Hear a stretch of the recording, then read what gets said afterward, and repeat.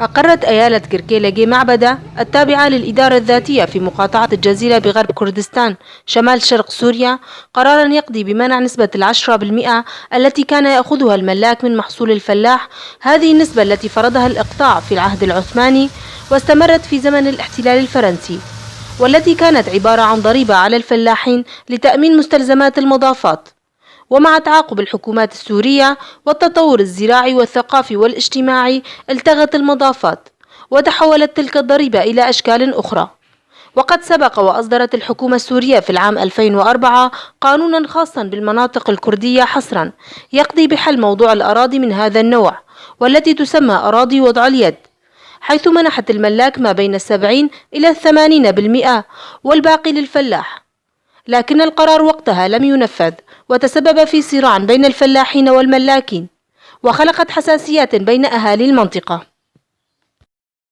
وللوقوف على تفاصيل القرار الجديد وآراء الناس والكتل السياسية حوله، قامت شبكة بريس 23 بإجراء تحقيق صحفي بدأته من كركيلجي معبدة، حيث توجهت إلى الجهة صاحبة القرار، وهي أيالة كركيلجي التابعة للإدارة الذاتية في غرب كردستان شمال سوريا.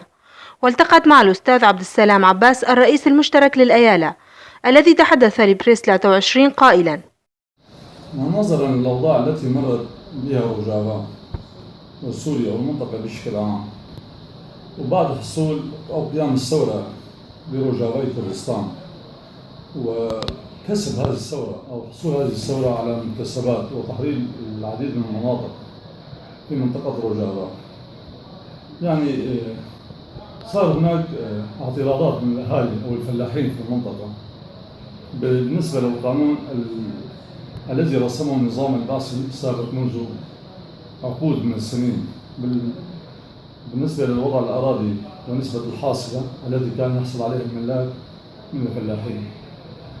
في الحقيقة يعني حركة المجتمع الديمقراطي منذ بداية هذه الثورة في 2011 أصدر قراراً بعدم المساس أو التقرب من وضع الأراضي لا شعار آخر لمعرفة وضع هذه الثورة.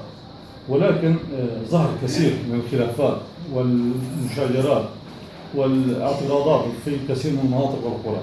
يعني حاولنا جاهدا بعقد اجتماعات للفلاحين للملاكين لإصلاح هذا الوضع أو فهم أبناء المنطقة بأن الوقت ما زال مبكرا لهذه القانون، ولكن نتيجة كما تقول هوى الثورة أو حماس الثورة وانتصارات الثورة، الفلاح لم يعد يقبل بهذا القانون. لذلك اضطرينا، وكون النظام نظام إدارة ذاتية، نظام إدارة ذاتية في كل إيالة ولها حق المبادرة، كنا بعقد اجتماع لمجلس الدعم في الإيالة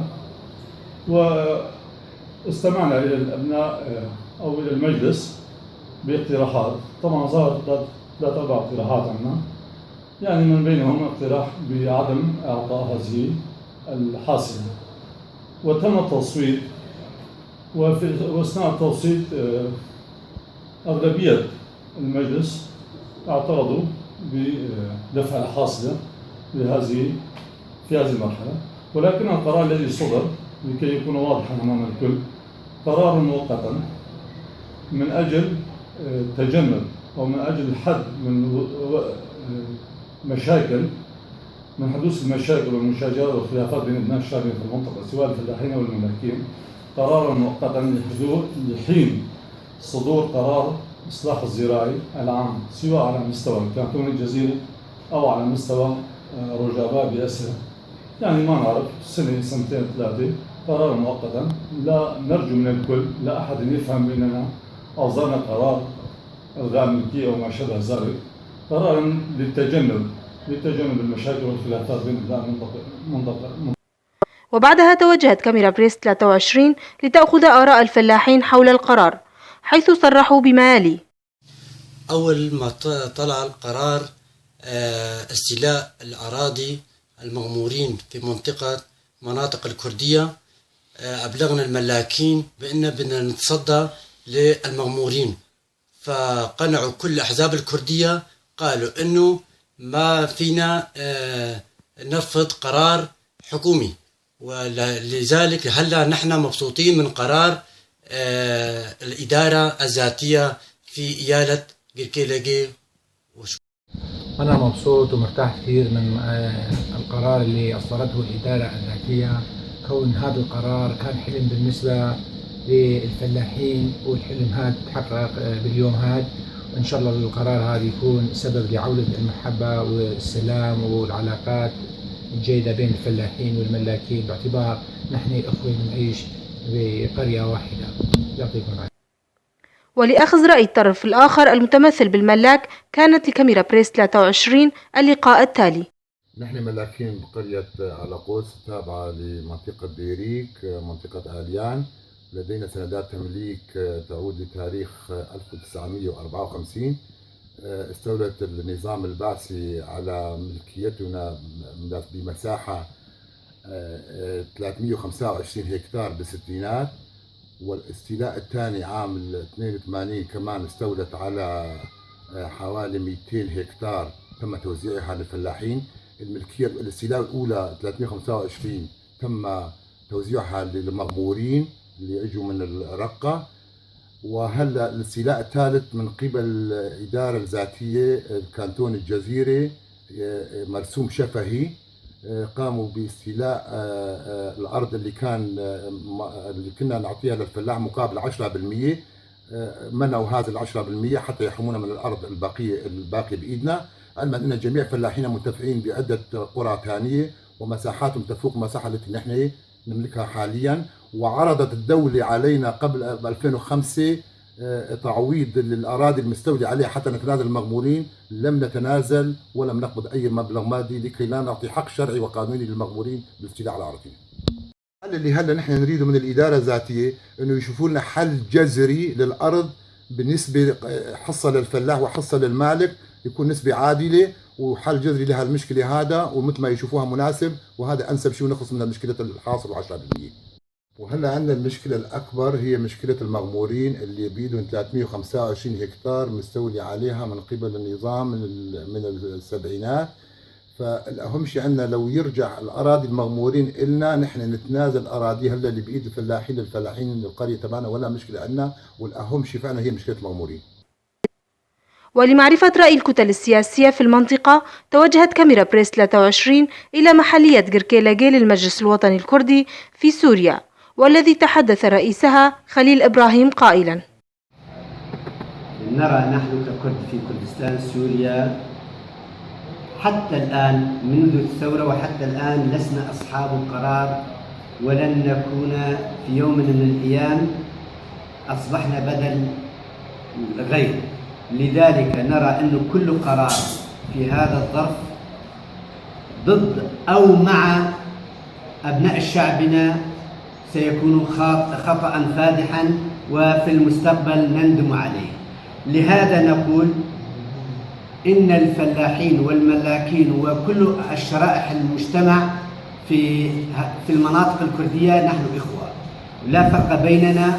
والذي الآن صدر بمنع إعطاء الحاصل للملاكين نقول لهم هذا يثير فتنة بين أبناء شعبنا. لسنا مع إعطاء الحاصل أو ضد إعطاء الحاصل، لا نقول هذا. نقول الآن ونحن بحاجة للوحدة الكردية، لوحدة الصف الكردي، للقضاء على الخلافات فيما بيننا. الآن لا نثير الفتنة بين أبناء شعبنا هنا في مستوطنات على أراضينا، ومنذ عشرات السنين ونحن ساكتين للآن. لماذا لا نثير ونعوض هؤلاء المستوطنات ونرجعهم إلى أوطانهم؟ بل نحن شجعانين أو نرى أنفسنا على بعضنا، فهذا خطأ. لا يجوز الآن أن نخلق المشاكل بين أبناء شعبنا، وما هناك مشاكل يكفينا وزيادة عنا. نريد أن يبقى الوضع مثل ما كان حتى يكون هناك مخرج آخر وننتظر لوحدة أبناء شعبنا في كردستان السوري. وأخيرا توجهت كاميرتنا إلى محلية قركيلاقي للتحالف الوطني الكردي في سوريا، حيث تحدث عضو المحلية علي عيسى قائلا: بالنسبة للقرار الذي اتخذ من قبل آيات بركيليجي التابعة للإدارة الذاتية حول ملكية الملاك وتحصيله من الفلاحين أو الأراضي التي ما سميت بأراضي وضع اليد، هذه الأرض برأينا ما أبدا تأخذ منه نسبة مئوية بما تسمى الحاصل من الفلاح، لأن الفلاح هو حسب جهده كان يعمل في الأرض هذا، فمن الواجب أن تكون الأرض له إطلاقا ولن تكون لأي أحد النسبة فيها. بالنسبة للموقف الذي اتخذت من هذا القرار نحن معها أبدا قلبا وقالبا، لأنها تخدم الطبقة العاملة أو الطبقة الكادحة، لأن الفلاح أيضا هو من الطبقة الكادحة في هذا المجتمع وكل المجتمعات. فلذلك نحن ضد أي قرار مجحف ظالم تؤخذ بحق الفقراء، بحق الفلاحين، بحق العمال، لأن في بلدنا كل الفلاحين وكل العمال مظلومين من قبل الجهات المعنية أو من الإقطاعيين، سواء كانوا أو البرجوازيين الرأسماليين الذين استغلوا جهود العامل، ومن الإقطاعيين الذين استغلوا جهود الفلاح.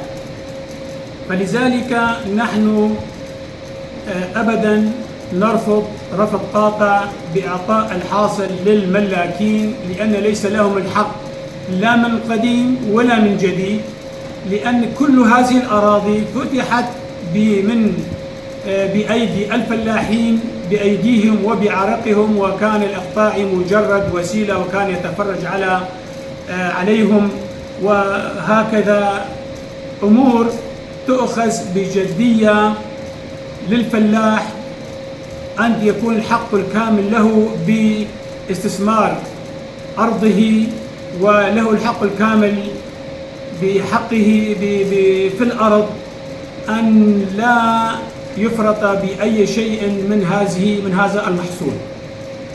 والجدير بالذكر أن القرار الصادر هو قرار مؤقت لحين صدور قانون الإصلاح الزراعي العام في غرب كردستان، والذي سينظم العلاقات الزراعية على أسس جديدة.